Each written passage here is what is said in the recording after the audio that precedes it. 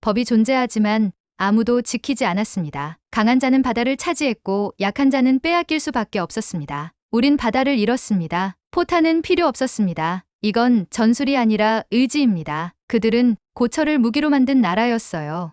그리고 잃어버린 바다가 돌아왔다. 거대한 파도를 바꾼 작은 나라 대한민국의 충격적 진실. 지금 확인해 보시죠. 그 전에 1초 만에 누를 수 있는 좋아요와 구독 버튼을 꾹 눌러주신다면 영상 제작에 큰 힘이 됩니다. 그럼 바로 시작하겠습니다. 안녕하세요. 저는 소피 아펜젤러입니다. 38세, 독일에서 태어나 국제사법재판소에서 해양국제법을 전문으로 다뤄왔죠. 지금은 UN 해양분쟁조정위원회에서 실무총괄을 맡고 있어요. 그날 아침 사무실에 도착하자마자 긴급 보고서 한 뭉치가 제 책상 위에 놓여 있었습니다. 페루, 에콰도르, 베트남에서 올라온 불법 조업 피해 신고들이었어요. 숫자만 봐도 심각했습니다. 어획량이 80% 감소했다는 페루의 보고서를 읽으며 가슴이 답답해졌죠. 위원장이 제게 조사단장 임무를 맡겼을 때 솔직히 또 다른 서류 작업이겠거니 생각했어요. 하지만 갈라파고스에 도착한 순간 모든 게 달라졌습니다. 공항에서 내려 해안가로 향하는 길,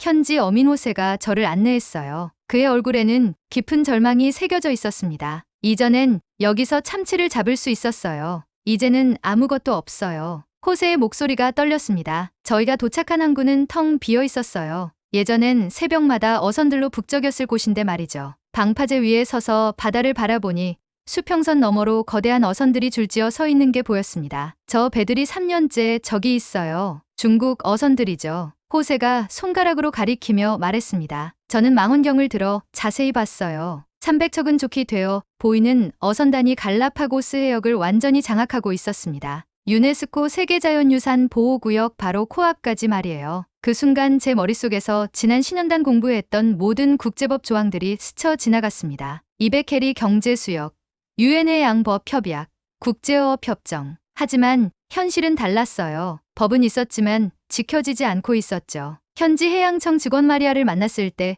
더욱 충격적인 이야기를 들었습니다. 그녀는 중국 어선들이 어떻게 조업하는지 설명해줬어요. 밤에는 등불을 끄고 레이더를 피해가며 금지구역까지 들어온다고 했습니다. 페루 해군이 접근하면 국제해역으로 도망가고 해군이 돌아가면 다시 들어오는 거예요. 우리 해군으로는 어쩔 수 없어요. 배도 부족하고 장비도 낡았거든요. 마리아의 말에서 무력감이 느껴졌습니다. 저 역시 마찬가지였어요. 국제법 전문가로서 20년을 살아왔지만 이런 현실 앞에서는 아무것도 할 수 없다는 생각이 들었거든요. 그날 밤 호텔에서 보고서를 작성하면서 계속 머릿속을 맴도는 생각이 있었습니다. 법은 강대국에게만 장식품일 뿐이라는 생각 말이에요. 작은 나라들의 주권은 그저 종이 위의 글자에 불과한 건 아닐까요? 창밖으로 보이는 갈라파고스의 밤바다는 고요했습니다. 하지만 그 고요함 속에 숨겨진 절망을 이제 저는 알고 있었어요. 정의가 실종된 바다에서는 진짜 법이 존재하지 않는다는 걸 깨달았거든요. 이것이 제가 마주한 첫 번째 진실이었습니다. 갈라파고스에서 돌아온 지 일주일 후 제 책상에 또 다른 보고서가 도착했습니다. 이번엔 페루 해군본부에서 온 거였어요. 제목을 보고 깜짝 놀랐죠. 해군 전투력 평가 보고서 급상승 요인 분석이라고 적혀 있었거든요. 보고서를 펼쳐보니 더욱 의아했습니다. 6개월 전까지만 해도 중국 어선단 앞에서 속수무책이었던 페루 해군이 갑자기 달라졌다는 내용이었어요. 해상작전 성공률이 300% 증가했다고 나와 있었습니다. 이상하네요. 저는 혼잣말을 중얼거리며 세부 내용을 살펴봤어요. 그런데 한 가지 흥미로운 단어가 계속 나타났습니다. 군함급. 처음 들어보는 함급 명칭이었죠. 더 자세히 조사해보니 충격적인 사실을 알게 됐습니다. 페루 해군 관계자와 화상통화를 했을 때 그는 신이 난 목소리로 설명해줬어요. 한국에서 무상으로 기증받은 군함이 있다는 거였습니다. 고철 덩어리라고 생각했는데 실제로는 완전히 다른 배였다고 했어요. 겉보기엔 낡아 보이지만 속은 완전히 다릅니다. 레이더 시스템부터 통신 장비까지 모든 게 최신식이에요. 그의 말에 저는 더욱 궁금해졌습니다. 한국이 왜 이런 군함을 무상으로 줬을까요? 그것도 페루 같은 남미 국가의 말이에요. 저는 곧바로 서울의 한국 국방부에 연락을 취했습니다. 담당자는 처음엔 별것 아닌 듯 대답했어요. 퇴역 예정인 구축함을 해외에 무상 양도하는 건 정상적인 절차라고 했죠. 하지만 제가 구체적인 사양을 묻자 말투가 달라졌습니다. 그 부분은 군사기밀이라 말씀드리기 어렵습니다. 뭔가 숨기는 게 있다는 느낌이 들었어요. 저는 다른 방법을 찾기로 했습니다. 국제해군 데이터베이스를 뒤져보니 놀라운 사실들이 나타났거든요. 지난 10년간 한국이 해외에 무상 기증한 군함이 총 15척이었습니다. 필리핀 3척, 콜롬비아 2척, 베트남 4척, 그리고 페루까지. 모두 중국과 해양 분쟁을 겪고 있는 나라들이었어요. 더욱 흥미로운 건 이 함들의 개조 이력이었습니다. 겉으로는 낡은 구축함이지만 내부 시스템은 완전히 새 것이었죠. 나토급 전투체계, 최신대함 미사일, 고성능 레이더까지 탑재되어 있었어요. 제가 만난 해양전략연구소의 김 박사는 이렇게 설명했습니다. 한국이 추진하고 있는 건 비무력 해양 전략이라는 거였어요. 직접적인 군사 개입 대신 현지 해군의 역량을 강화시켜주는 방식이라고 했습니다. 총 한 발 쏘지 않고도 바다의 균형을 바꾸는 거죠. 김 박사의 말이 제 머릿속에 강하게 박혔습니다. 한국은 조용히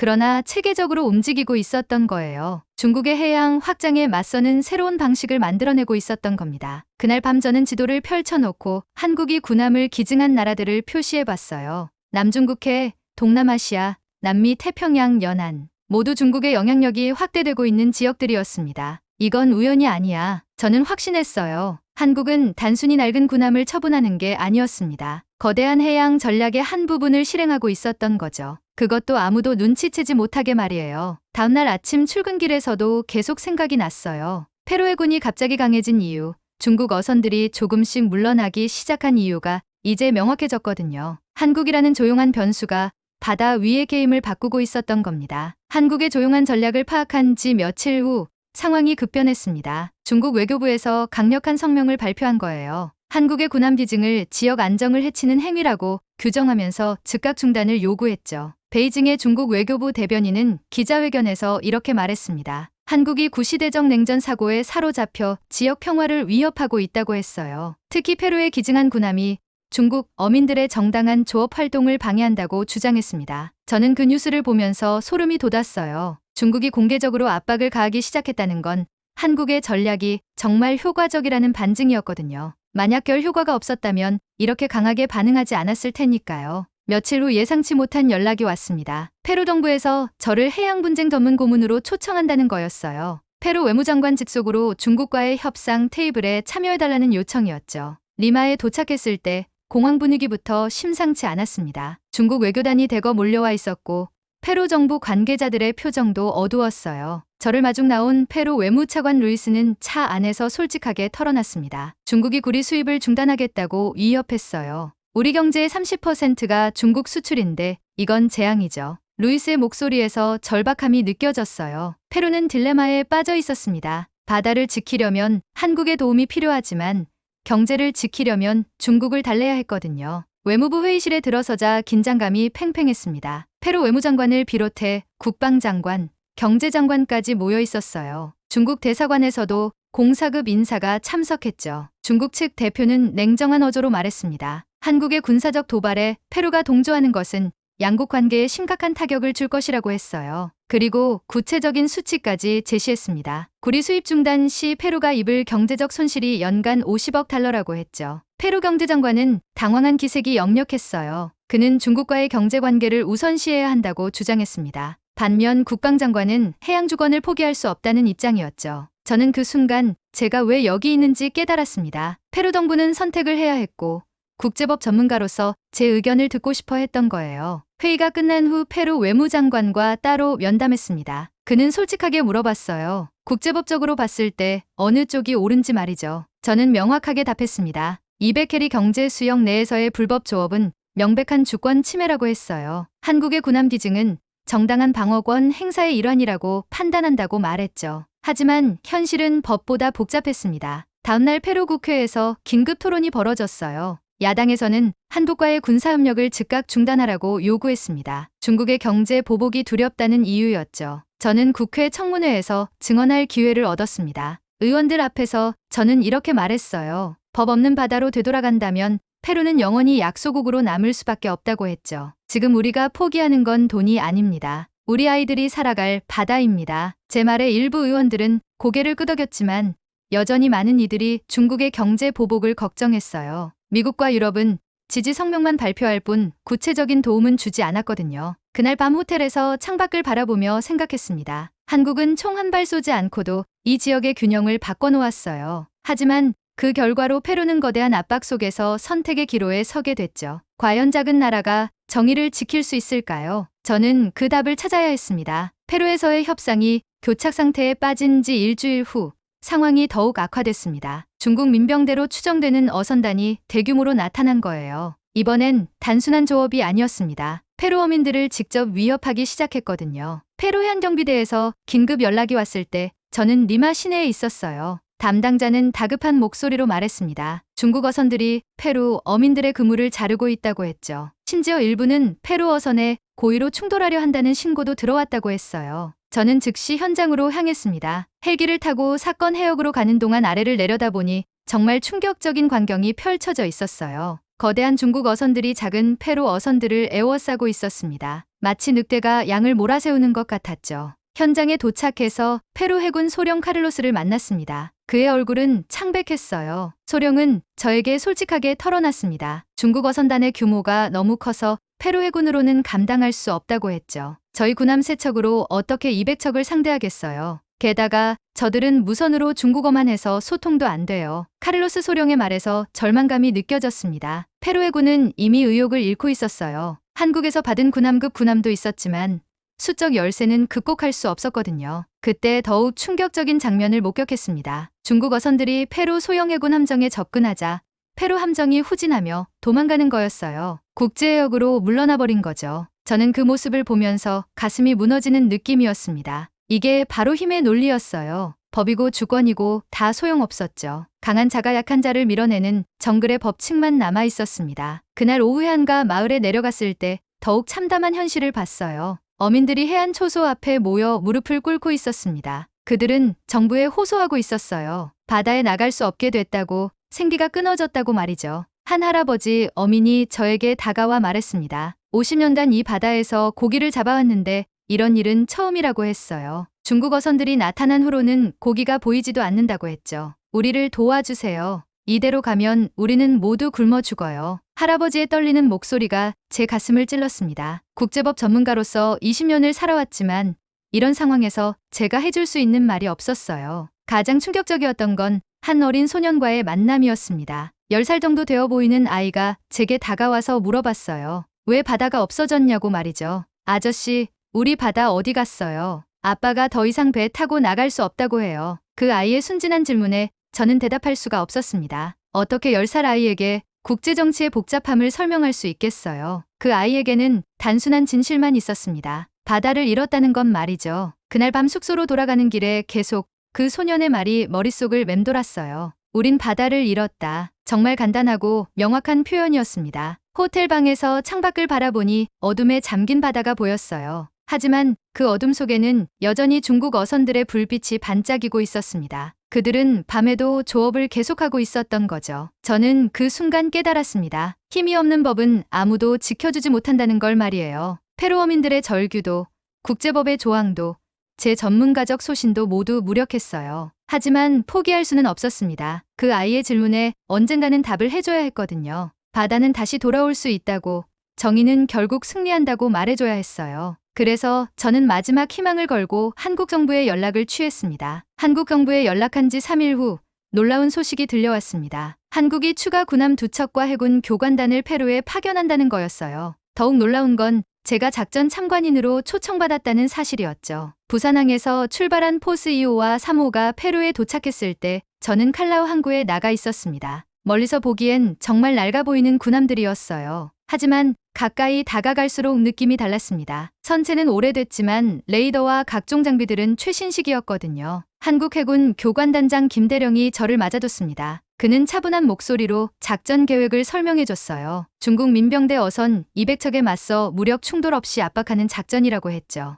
우리는 한 발도 쏘지 않을 겁니다. 하지만 그들이 물러갈 수밖에 없게 만들 거예요. 김대령의 말에서 자신감이 느껴졌어요. 저는 궁금했습니다. 어떻게 200척을 상대로 그런 자신감을 가질 수 있는지 말이죠. 작전 당일 새벽 4시 저는 포스 1호 함교에 올라섰습니다. 페루 해군과 한국 교관들이 함께 작전을 지휘하고 있었어요. 레이더 화면에는 중국 어선들의 위치가 빨간 점으로 표시되어 있었습니다. 페루 함장 로메로는 긴장한 기색이었어요. 하지만 옆에 서 있던 한국 교관 이소령은 여유로웠습니다. 이소룡은 페루 승조원들에게 차근차근 설명했죠. 삼각편대 진영의 핵심은 화력이 아니라 심리전이라고 했어요. 오전 6시 정각, 포스 123호가 동시에 출항했습니다. 저는 함교에서 그 장면을 지켜봤어요. 세 척의 군함이 완벽한 삼각형을 그리며 항진하는 모습은 정말 장관이었습니다. 중국 어선단에 접근하면서 놀라운 광경을 목격했어요. 페루 해군의 움직임이 완전히 달라진 거였습니다. 예전처럼 주저하거나 뒤로 빠지지 않았어요.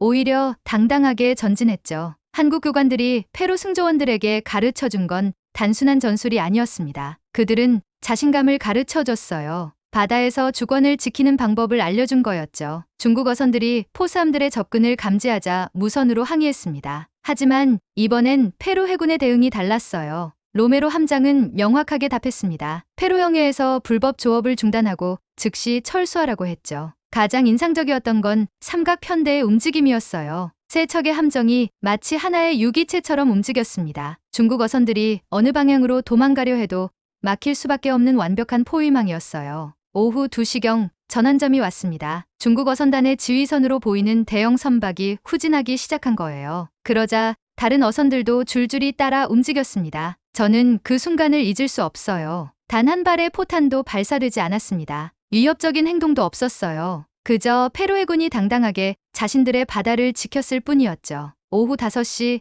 마지막 중국 어선이 200캐리 경계선을 넘어갔습니다. 함교에서는 환호성이 터져 나왔어요. 페루 승조원들이 서로 포옹하며 기뻐했습니다. 로메로 함장이 저에게 다가와 말했어요. 이런 날이 올 줄 몰랐다고 했죠. 한국 교관들이 가르쳐준 건 전술이 아니라 용기였다고 했습니다. 그날 저녁 함상에서 바라본 바다는 정말 평화로웠어요. 페루 어선들이 하나둘 나타나기 시작했습니다. 3주 만에 자신들의 바다로 돌아온 거였죠. 이소룡이 제게 말했습니다. 명령보다 기강이 중요하고 포탄보다 전략이 중요하다고 했어요. 한국이 페루에 준 건 무기가 아니라 방법이었다고 했죠. 저는 그 순간 깨달았습니다. 이건 단순한 해군 작전이 아니었어요. 정의를 설계하는 과정이었습니다. 한국은 작은 나라들이 스스로 일어설 수 있는 방법을 가르쳐주고 있었던 거예요. 페루 해군의 성공적인 작전 소식이 전해지자 중국의 반응은 즉각적이었습니다. 작전 다음 날 아침 중국 정부는 페루산 구리 수입을 전면 중단한다고 발표했어요. 동시에 페루 정부에 외교 문서를 보내 한국과의 군사협력을 즉시 중단하라고 요구했죠. 리마의 정부 청사는 하루아침에 아수라장이 됐습니다. 경제부 당관실에서는 긴급회의가 열렸고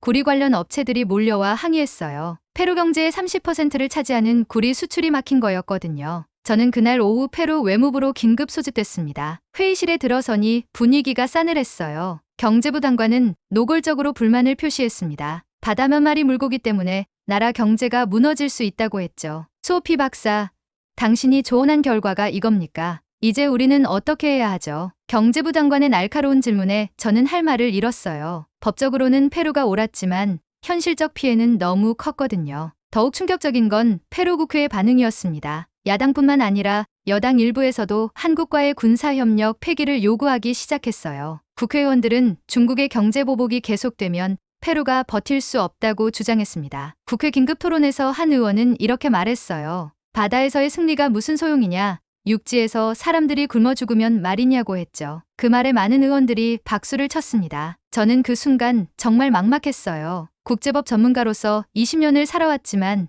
이런 상황에서 어떤 답을 줘야 할지 모르겠더라고요. 그런데 예상치 못한 일이 벌어졌습니다. 국회 토론 중에 한 젊은 여성 의원이 일어나서 반박한 거예요. 마리아 곤잘레스 의원이었습니다. 그녀는 어민의 딸로 태어나 변호사가 된 사람이었어요. 마리아 의원은 또렷한 목소리로 말했습니다. 중국에 굴복하면 페루는 영원히 속국이 될 거라고 했죠. 경제적 이익보다 국가의 존엄이 더 중요하다고 주장했어요. 우리가 지금 포기하는 건 돈이 아닙니다. 우리 아이들이 물려받을 바다입니다. 마리아 의원의 말이 제가 며칠 전 국회에서 했던 말과 똑같았어요. 저는 그 순간 가슴이 뭉클했습니다. 제 말이 누군가에게 울림을 줬다는 게 느껴졌거든요. 하지만 현실은 냉혹했어요. 국회 표결에서 한국과의 군사협력 재검토 결의안이 통과됐습니다. 찬성 78표, 반대 52표였어요. 페루 정부는 한국 정부의 협력 규모 축소를 요청할 수밖에 없었죠. 그날 밤 저는 한국 교관단과 마지막 만찬을 가졌습니다. 김대령은 담담한 표정이었어요.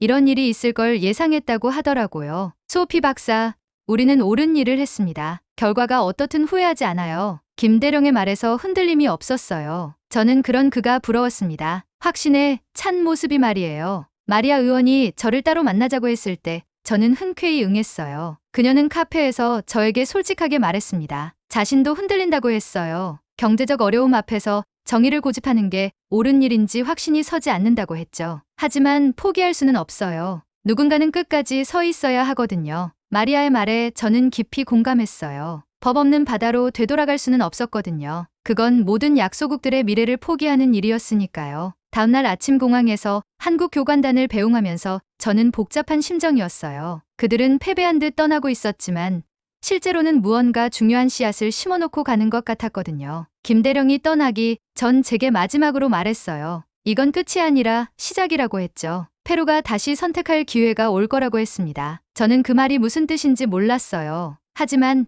곧 알게 될 거였습니다. 한국 교관단이 떠난 지 일주일 후 10월 5일 새벽 3시에 긴급 경보가 울렸습니다. 중국 민병대 어선 400척이 페루 영해로 대규모 침입했다는 신고였어요. 이번엔 규모가 달랐습니다. 지금까지와는 완전히 다른 수준의 도발이었죠. 저는 급히 페루 해군 작전본부로 향했습니다. 상황실에 들어서니 모든 사람들이 긴장한 표정이었어요. 레이더 화면에는 빨간 점들이 가득했습니다. 중국 어선들이 페루 연안 50해리까지 접근한 상태였어요. 페루 해군 작전참모장 실바 제독은 당황한 기색이 역력했어요. 한국 교관단이 떠난 상황에서 이런 대규모 침입에 어떻게 대응해야 할지 모르겠다고 했죠. 하지만 놀라운 일이 벌어졌습니다. 포스 1호의 로메로 함장이 작전본부에 연락을 해온 거예요. 한국 교관들이 떠나기 전에 남긴 비상작전 매뉴얼이 있다고 했습니다. 저는 로메로 함장의 요청으로 함상 통역관으로 동승하게 됐어요. 페루 해군이 중국 어선단과 무선 교신할 때 국제법 조항을 정확히 전달하기 위해서였죠. 새벽 5시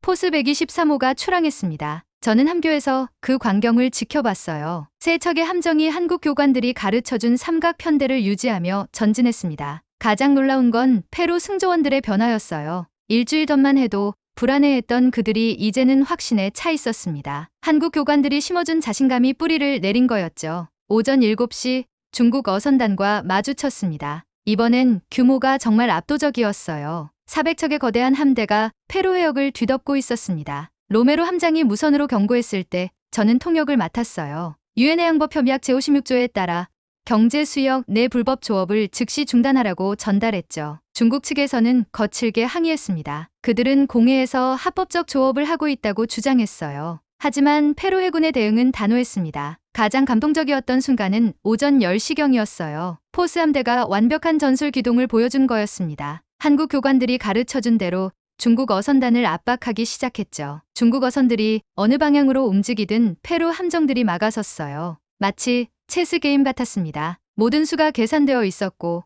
중국 어선들은 점점 후퇴할 수밖에 없었거든요. 오후 1시 결정적 순간이 왔습니다. 중국 어선단의 지휘함으로 보이는 대형 선박이 페루 함정에 충돌 위협을 가한 거예요. 긴장이 극도로 고조됐습니다. 하지만 로메로 함장은 침착했어요. 그는 무선으로 명확하게 경고했습니다. 충돌 시 모든 책임은 중국 측에 있을 거라고 했죠. 동시에 페루 함정들은 완벽한 대응을 유지하며 압박을 계속했어요. 저는 그 순간 역사의 한 페이지를 목격하고 있다는 걸 느꼈습니다. 작은 나라의 해군이 거대한 침입에 맞서 당당하게 서 있는 거였어요. 오후 3시 30분, 기적이 일어났습니다. 중국 어선단이 후퇴하기 시작한 거예요. 400척의 거대한 함대가 하나둘 돌아서더니 이케리 경계선 너머로 사라져갔습니다. 함교에서는 환호성이 터져나왔어요. 페루 승조원들이 서로 포옹하며 기뻐했습니다. 로메로 함장은 저에게 말했어요. 이 모든 게 한국이 가르쳐준 용기 덕분이라고 했죠. 저는 그 순간 눈물이 났어요. 고철이라고 불렸던 배가 바다의 주권을 지켜낸 거였습니다. 한국이 준 건 무기가 아니라 희망이었어요.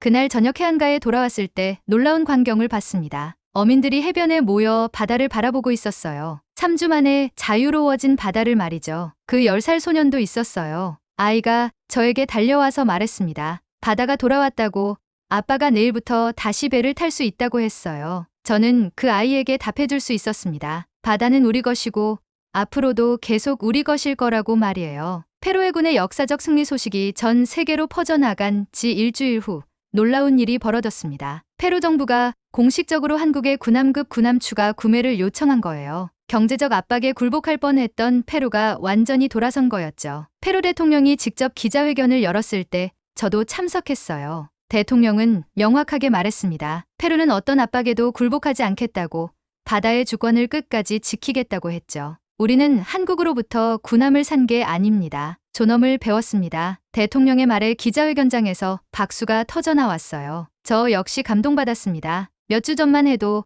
경제적 이익 앞에서 흔들렸던 페루가 이렇게 당당해진 거였거든요. 더욱 놀라운 소식들이 연이어 들려왔습니다. 필리핀에서 한국의 군사협력을 요청했다는 거였어요. 남중국해에서 중국과 분쟁을 겪고 있던 필리핀이 페루의 성공 사례를 보고 결단을 내린 거였죠. 베트남도 마찬가지였어요. 베트남 해군 참모총장이 직접 서울을 방문해서 한국식 해양 전략을 배우고 싶다고 요청했습니다. 심지어 멀리 아프리카의 나이지리아까지 관심을 보였어요. 저는 그 변화를 지켜보면서 놀라웠습니다. 페루에서 시작된 작은 불씨가 전 세계로 번져나가고 있었거든요. 한국의 조용한 전략이 글로벌 차원에서 결실을 맺고 있었어요. 3개월 후 저는 스위스 제네바에서 열린 국제해양안보 포럼에서 기조연설을 하게 됐습니다. 주제는 해양 분쟁의 평화적 해결 방안이었어요. 저는 페루에서 겪은 경험을 바탕으로 연설문을 준비했죠. 포럼 당일 강연장에는 50개국 대표들이 모여 있었어요. 저는 단상에 올라 페루 갈라파고스에서 만났던 그 10살 소년 이야기부터 시작했습니다. 한 아이가 저에게 물었습니다. 우리 바다는 어디로 갔냐고 말이에요. 청중들이 조용히 귀를 기울였어요. 저는 계속해서 한국의 전략에 대해 설명했습니다. 무력이 아닌 정의로,